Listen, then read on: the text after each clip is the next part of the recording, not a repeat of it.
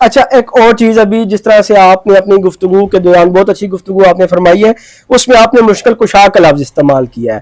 تو اہل سنت کے ہاں یہ جو دو لفظ ہیں مولا اور مشکل کشا، اس سے آپ کیا مراد لیتے ہیں اور کس طرح سے آپ ان کو مشکل کشا مانتے ہیں یا کس معنوں میں آپ ان کو مولا مانتے ہیں؟ مشکل کشا کا جو لفظ ہے یا مولا کا جو لفظ ہے نا، جس طرح حدیث پاک کے اندر ہے کہ غدیر خم کے موقع پر حضور نے حضرت مولا کائنات کو بلایا اور حضور نے حضرت مولا علی کا ہاتھ پکڑا اور اپنا ہاتھ بھی بلند کر کے سرکار نے فضا میں فرمایا من کنت مولا ہو فہذا علی مولا، اور ایک روایت میں یہ ہے کہ من کنت مولا فعلی مولا، کہ جس جس کا میں مولا اس کا علی مولا. تو یہاں جو مولا ہے یہ مولا ہم اپنا محبوب کے معنی میں لیتے ہیں. ٹھیک ہو گیا. یعنی حضور یہ فرما رہے ہیں کہ جس جس کا میں محبوب ہوں اس کا مولا علی بھی محبوب ہونا چاہیے. مولا یہاں محبوب کے معنی میں آئے گا. اور جو دوسرا سوال ہے آپ کا مشکل کشا کے حوالہ سے، مشکل کشا کا تو عام سادہ لفظ اپنا معنی ہے کہ جو مشکلوں کو حل کر دے. تو یہ جو لفظ ہے یہ لفظ تو حضرت امام الانبیاء نے حضرت مولا علی کے لیے دیا.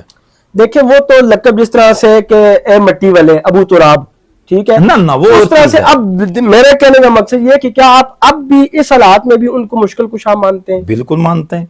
دیکھیں نا غیب میں بھی وہ مدد کر رہے ہیں. عرض کرنے کا مقصد یہ ہے کہ حضرت مولا کائنات رضی اللہ تعالی عنہ کے لیے یہ لفظ استعمال کرنا مولا کا یا مشکل کشا کا، یہ تو حضور کی حدیث سے بالکل جناب ثابت ہے. اور ایک ہوتا ہے مشکلوں کو حل کرنے والا، ایک ہوتا ہے کہ اگلے بندے کی کوئی داد رسی کر دی، ٹھیک ہے نا. حضرت مولا کائنات رضی اللہ تعالیٰ عنہ کے لیے سرکار دو عالم نبی پاک صلی اللہ تعالیٰ وبارک وسلم نے اس دور میں ایک جنگ کے موقع پر سرکار نے حضرت مولا علی کے لیے دعا فرمائی تھی. سرکار نے اللہ کے دربار میں عرض کیا تھا کہ یا اللہ جس کے لیے میں مددگار ہوں تو مددگار ہے، اس کے لیے میں محمد مددگار ہوں، اور جس کے لیے میں محمد مددگار ہوں اس کو مولا علی، اس کے لیے علی کو مددگار بنا دے. تو اس کا معنی یہ ہے کہ یہاں جس طریقے سے اہل سنت کا الحمدللہ ہمارا یہ عقیدہ ہے کہ مولا علی جو مشکلیں حل کرتے ہیں، جس طرح ہم حضرت سیدنا غوث اعظم کو غوث الاعظم مشکل کشا کہتے ہیں، جس طریقے سے المدد یا غوث کہتے ہیں، ہمارا عقیدہ اور نظریہ یہ سمجھیے گا کہ ہمارا اہل سنت کا یہ عقیدہ ہے کہ مشکلیں حل اللہ کی عطا سے غوث پاک بھی کر سکتے ہیں، مولا علی بھی کر سکتے ہیں، لیکن مولا علی رسول اللہ صلی اللہ علیہ وسلم یا دیگر اولیاء کاملین جو مشکلیں حل کرتے ہیں وہ رب کی عطا سے کرتے ہیں، رب کی ٹکر میں آ کے نہیں کرتے. مفتی صاحب اس میں تھوڑا سا ڈیٹیل چاہوں گا، باقی تو سوال انشاءاللہ مختصر ہوں گے. دیکھیں جیسا کہ اللہ نے فرمایا ہے کہ میں آپ کی شارک سے زیادہ قریب ہوں، پھر ہمیں ڈائریکٹ اللہ سے مدد مانگنے کے بجائے جو کہ مطلب سورہ فاتحہ میں بھی ہے تو جی سے مدد مانگتے ہیں، پھر یہ منافقت نہیں ہوگی کہ اللہ کو بھی کہتے ہیں یا اللہ ہم تو جی سے مدد مانگتے ہیں، نماز سے فارغ ہوئے یا غوث اعظم المدد یا علی المدد. دیکھیں نا اچھا دوسری چیز ہے یا رسول اللہ المدد نہیں سنتے ہم، صرف یا علی اور یا غوث اعظم. یہ تھوڑا سا کائنڈلی کیونکہ لوگ جاننا چاہتے ہیں. آپ کو پتہ ہے سوشل میڈیا کا دور ہے، ہر بندے کے ذہن میں سوال ہے اور لوگ غلط طرف چل پڑتے ہیں. تو آپ لوگوں کا کام ہے. میں یہ کر دوں کہ جس طریقے سے نماز کی بابت آپ نے بات کی کہ ہم وہاں دعا کرتے ہیں یا نعبد و یا نستعین، اے اللہ ہم تیری عبادت کرتے ہیں، تجھے سے مدد مانگتے ہیں، تو کیا اسی نماز کے اندر جا کر آگے نہیں دعا مانگتے اہدینا الصراط المستقیم صراط الذین انعمت علیہم غیر المغضوب علیہم ولا الضالین، یا اللہ ان لوگوں کے راستے پر چلا جن پر تو نے انعام کیا ہے. تو انعام یافتہ میں کون لوگ ہیں؟ انعم اللہ من النبیین والصدیقین والشہداء والصالحین، ان میں جناب نبی ہیں، صدیق ہیں، شہداء ہیں اور ولی ہیں. اگر ولی مدد کر سکتا ہے تو مولا علی مدد کیوں نہیں کر سکتے؟ اور دوسری چیز یہ علی کا جو یہ نعرہ ہے مشکل کشائی کا، یہ عرشوں پر فرشتوں نے لگایا ہے. ٹھیک ہے.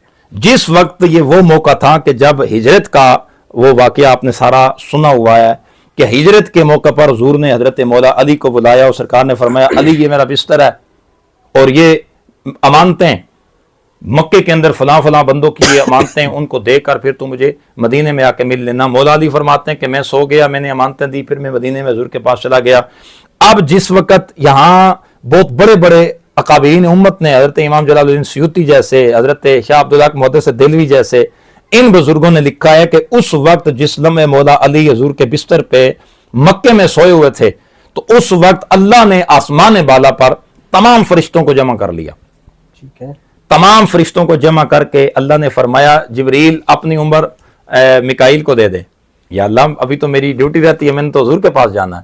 سرکار نے فرمایا اللہ کی طرف سے آواز آئی میکائیل تو اپنی عمر اسرافیل کو دے دے. یا اللہ میری تو ابھی ڈیوٹی ہے. اسرافیل تو اپنی عمر اسرائیل کو دے دے، یا اللہ میری تو ابھی تو میں نے سور پھونکنا ہے، اسرائیل تو اپنی تھوڑا سی عمر جبریل کو دے دے یار کہ یا اللہ میں نے تو ابھی قیامت تک لوگوں کی روح قبض کرنی ہے. تو ادھر سے آواز آئی کہ تم لوگ اتنے قریبی لوگ، یعنی اتنے قریبی رشتے والے ہو کہ تم ایک دوسرے کو عمر نہیں دے سکتے ہو، ذرا نیچے دیکھو.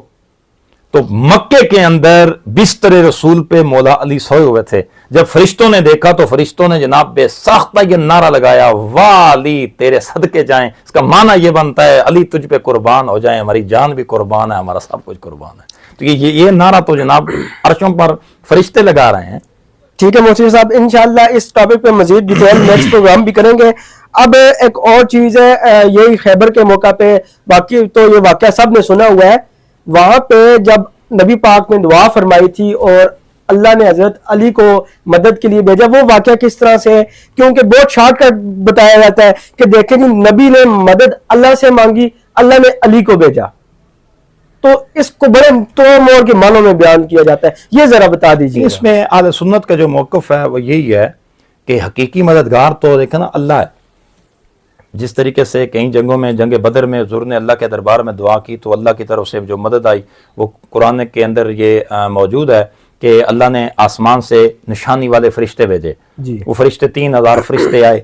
یعنی اس کا یہ مطلب ہرگز نہیں ہے، عام اہل سنت نہیں لیتے، اگر باقی کوئی لیتا ہے تو اس کا اپنا کام ہے. عام اہل سنت اس کا ہرگز یہ مطلب نہیں لیتے کہ جب حضور نے اللہ سے مدد مانگی تو اللہ نے علی کو بھیجا.